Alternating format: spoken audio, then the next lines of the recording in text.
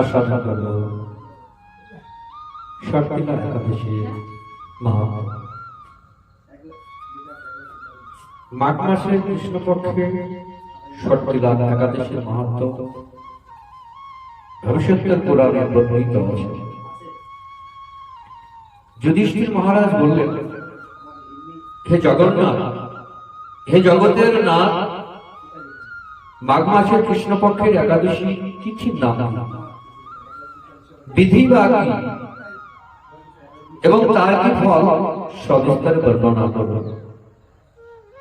ধর্মরাজ যুধিষ্ঠির ভগবান কৃষ্ণকে জিজ্ঞাসা, তদুত্তরে ভগবান শ্রীকৃষ্ণ বললেন, হে রাজন, এই একাদশী ষট্টিলা নামে জগতে বিদিত। এক সময় দালব ঋষি মুনিশ্রেষ্ঠ পুলস্ত্যকে জিজ্ঞাসা করেন এই কথা। মর্ত্যলোকে মানুষেরা ব্রহ্মহত্যা, গোহত্যা, অনেক সম্পদ হরণ আদি পাপকর্ম দ্বারা নরকে গমন করে। যাতে তারা নরক গতি থেকে রক্ষা পায় তা যথাযথভাবে আমাকে উপদেশ করবে। অনায়াসে সাধন করা যায় এমন কোন কাজের মাধ্যমে যদি তাদের এই পাপ থেকে উদ্ধারের কোন উপায় থাকে আমাকে বলুন। ঋষি পুলস্ত্য বললেন, হে মহাভাগ, তুমি একটি গোপনীয় উত্তম বিষয়ে প্রশ্ন করেছ। কি বলল ঋষি পুলস্ত্য? কাকে বলল? দালব। মাঘ মাসের সূচি জিতেন্দ্রীয় কাম ক্রোধ আদি শূন্য হয়ে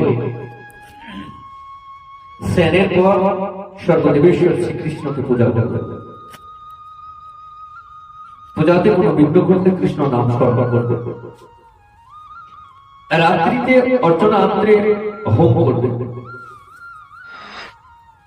তারপর চন্দন, অগরু, কর্পূর ও শর্করা, চিনি প্রভৃতি তারা নৈবেদ্য প্রস্তুত করে ভগবানকে নিবেদন করবে। ক্রমাণ্ড নারকেল এবং 100 গুবাক দিয়ে অর্ঘ্য প্রদান করবে। কৃষ্ণ কৃষ্ণ কৃষ্ণ তুলোষ্ণ অগতিনা গতির্ভব ইত্যাদি মন্ত্রে কৃষ্ণের পূজা করবে।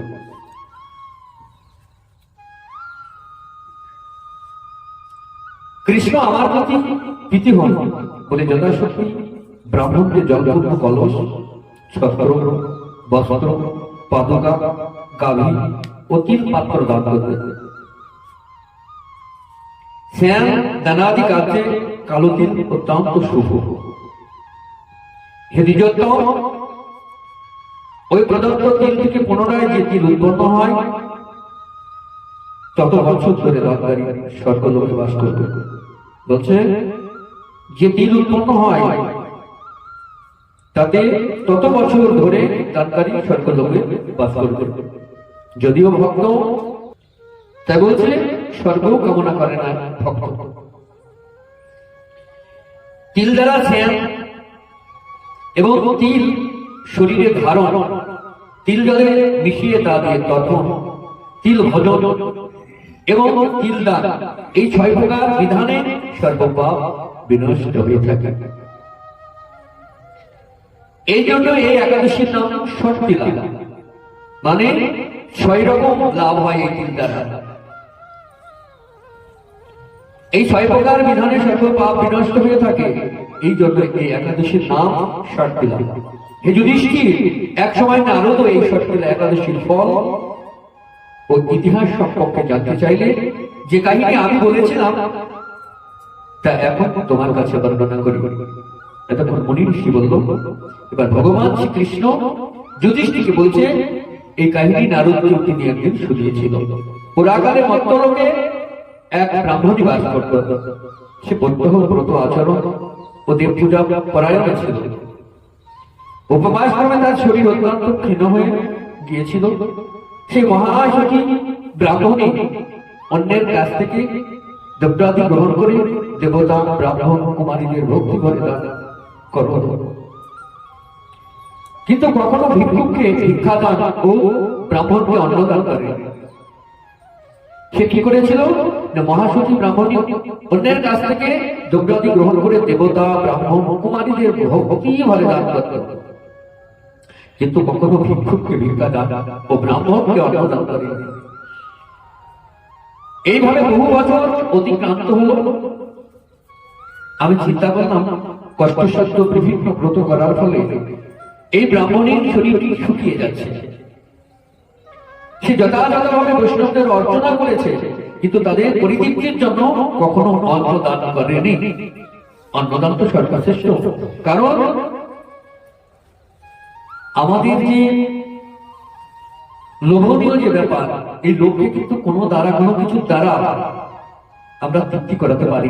সর্বগ্রাসী অগ্নি যেমন সবকিছু ভস্মীসাৎ করে, তথাপিও তার তৃপ্তি হয় না। আমাদের ওই কাম কামনা লোভ এর তৃপ্তি করানো যায় না। তাই কোনো কিছু দিয়ে কাউকে তাকে তৃপ্তি করানো যায় না, কেবলমাত্র অন্ন দ্বারা। তার উদর পরিপূর্ণ হলে সে বলবে, বাবা আমি আর দিও না, আমি পারছি না। এই অন্ন ছাড়া জাগতিক যা কিছুই দেন না কেন সে কিন্তু না করবে না। তাই অন্নদান বড় দান। তাই আমি একদিন কাপালি রূপে ধারণ করে তামার পাত্র হাতে নিয়ে তার কাছে গিয়ে ভিক্ষা প্রার্থনা করলাম। ভগবান শ্রীকৃষ্ণ বলছেন, ব্রাহ্মণী বলল, হে ব্রাহ্মণ, তুমি কোথা থেকে এসেছো, কোথায় যাবে তা আমাকে বলো। আমি বললাম, হে সুন্দরী, আমাকে ভিক্ষা দাও। তখন সে ক্ষুব্ধ হয়ে আমার পাত্রে একটি মাটির ঢেলা নিক্ষেপ করল। ক্ষুব্ধ হয়ে কেন তাকে জিজ্ঞাসা করলেন, জিজ্ঞাসার যথাযথ উত্তর পেলেন না, তাই ক্ষুব্ধ হয়ে একটা মাটির ঢেলা তাকে দিলেন। তারপর আমি সেখান থেকে চলে গেলাম। বহুকাল পরে সেই ব্রাহ্মণী ব্রত প্রভাবে সশরীরে স্বর্গে গমন করল। শরীর ত্যাগ না করে স্বর্গে গমন করল। মাটির ঢেলা দানের ফলে একটি মনোরম গৃহ সে প্রাপ্ত হলো, কিন্তু হে নারদ, সেখানে কোনো ধান্য ও চাল কিছুই ছিল না। গৃহ শূন্য দেখে মহাক্রোধে আমার কাছে এসে বলল, আমি ব্রত কৃচ্ছ সাধন উপবাসের মাধ্যমে নারায়ণের আরাধনা করেছি। এখন হে জনার্দন, আমার গৃহে কিছু দেখছি না কেন? ভগবানকে জিজ্ঞাসা, আমি সারাটা জীবন কি করেছি? ব্রত করেছি, নারায়ণ সেবা করেছি। হে নারদ, তখন আমি তাকে বললাম, তুমি নিজ গৃহে দরজা বন্ধ করে বসে থাকো। মত্তলোকের মানবিক সশরীরে স্বর্গে এসেছে শুনে দেবতাদের পুত্রীরা তোমাকে দেখতে আসবে। বলল, তুমি এক কাজ করো, মত্তলোকের মানবিক সশরীরে স্বর্গে এসেছে, দেবতারা তোমাকে দর্শন করতে আসবে। সশরীরে এত বড় প্রমাণ, শরীর ত্যাগ করতে হয় সকলকে, আর শরীর ত্যাগ না করে এসেছে দেখি তো। বলছে স্বর্গে থেকে দেবতারা আসবে তোমাকে দেখতে, কিন্তু তুমি দরজা খুলবে না। তুমি তাদের কাছে ষট্টিলা ব্রতের পূর্ণ ফল প্রার্থনা করবে। যদি তারা সেই ফল প্রদানে রাজি হয় তবেই দরজা খুলবে। কি বললো যে তারা যখন দেবতারা এসে যখন তোমার দরজা এসে দাঁড়াবে, দরজা খোলার জন্য অনুরোধ করবে, দরজা খুলবে না। কি বলবে? ষট্টিলা একাদশী করেছি আমি, সেই ব্রতের পূর্ণ ফল আমাকে প্রদান করো। যদি তারা সেই ফল প্রদানে রাজি হয় তবেই দরজা খুলবে, নচেত নয়। এরপর দেবপতিরা সেখানে এসে তার দর্শন প্রার্থনা করল। ষট্টিলা ব্রতের ফল পেলেই কেবল সে মানবী দর্শন দেবেন তাদের, তিনি জানিয়ে দিলেন। বলল, হে দেবতাগণ, হে দেবীরা, আমি দর্শন দিতে পারি একটা শর্তেই। কি না, ষট্টিলা একাদশী পূর্ণ ফল আমাকে প্রদান করতে হবে, নচেত কিন্তু আমি দরজা খুলব না। দেবপত্নী তার ষট্টিলা ব্রতজনিত পূর্ণ ফল তাকে প্রদান করল। তখন সেই ব্রাহ্মণী দিব্যকান্তি বিশিষ্টা হল এবং তার গৃহে ধনধান্যে ভরে গেল। তার উদ্ঘাটন করলে দেবপত্নীরা তাকে দর্শন করে বিস্মিত হলেন। হে নারদ, অতিরিক্ত বিষয় বাসনা করা উচিত নয়। নারদকে ভগবান বলছে, অতিরিক্ত বিষয় বাসনা করা উচিত নয়। বলছে বিত্ত ষট্ট অকপট, নিজ সাধ্যমতো তিল বস্ত্র ও অন্ন দান করবে।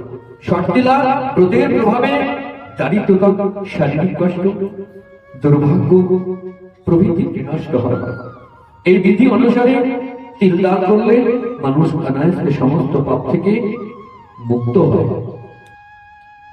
নচেত মুক্ত নয়। তাই এই ষট্টিলা একাদশীর মাহাত্ম্য আমরা আস্বাদন করলাম। এই ষট্টিলা একাদশীর মাহাত্ম্য আমরা শ্রবণ করে এই স্তরে এসে জানতে পারলাম সর্বশ্রেষ্ঠ ব্রতই হচ্ছে একাদশীর ব্রত। এই ব্রতগুলো আমাদের অবশ্যই করণীয় এবং অবশ্যই এই ব্রতগুলো আমাদের করা কর্তব্য। তাই আমি সকলকে বলবো অন্তত এই ব্রতগুলা যেন আমরা করতে পারি সেদিকে মনোনিবেশ করতে হবে। জয় জয় জয় গুরু, জয় রাধাকৃষ্ণ। এখানে